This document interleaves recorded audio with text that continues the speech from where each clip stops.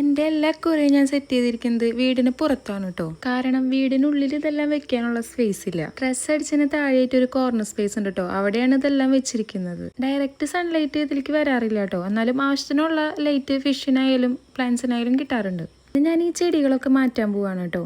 കാരണം മഴക്കാലമാകുമ്പോൾ അതിലുള്ള വെള്ളമെല്ലാം പോകുന്നത് അക്വേറിയത്തിലേക്കായിരിക്കും. ഫിൽറ്റർ വെക്കണ്ടെന്നാണോ വീഡിയോ കൊണ്ട് ഉദ്ദേശിക്കുന്നതെന്ന് പലരും എൻ്റെ അടുത്ത് ചോദിച്ചു കേട്ടോ. ഒരിക്കലും ഞാൻ അക്വേറിയത്തിൽ ഫിൽറ്റർ വെക്കരുതെന്ന് പറയില്ല കേട്ടോ. എൻ്റെ അക്വേറിയം ഇരിക്കുന്ന സ്പേസിൽ ആവശ്യത്തിന് കറണ്ട് എടുക്കാനുള്ള സംവിധാനങ്ങളൊന്നുമില്ല കേട്ടോ. എൻ്റെ പരിമിതികൾക്കുള്ളിൽ വെച്ചിട്ട് ഞാൻ എങ്ങനെയാണ് പ്ലാന്റ്സ് വളർത്തുന്നതെന്നും ഫിഷിനെ എങ്ങനെയാണ് മെയിൻറ്റെയിൻ ചെയ്യുന്നതും മാത്രമാണ് ഞാൻ വീഡിയോകൾ കൊണ്ട് ഉദ്ദേശിക്കുന്നത്. പ്ലാന്റഡ് അക്വേറിയം സെറ്റ് ചെയ്യണമെന്ന് ആഗ്രഹിച്ചിട്ടും അതിനുള്ള ലൈറ്റും ഫിൽറ്റർ വാങ്ങാൻ അഫോർഡബിൾ അല്ലാത്ത കുറച്ച് പേരെങ്കിലും ഉണ്ടാവും. അതുകൊണ്ട് ഞാൻ ചെയ്ത് സക്സസ് ആയത് മറ്റുള്ളവർക്ക് ഷെയർ ചെയ്തെന്ന് മാത്രമേ ആ വീഡിയോ കൊണ്ട് ഉദ്ദേശിക്കുന്നുള്ളൂ. പിന്നെ അവിടുത്തെ പ്ലാന്റ്സ് ഒക്കെ മാറ്റി വേറൊരു സ്ഥലത്തേക്ക് ഒതുക്കി വെച്ചു കേട്ടോ.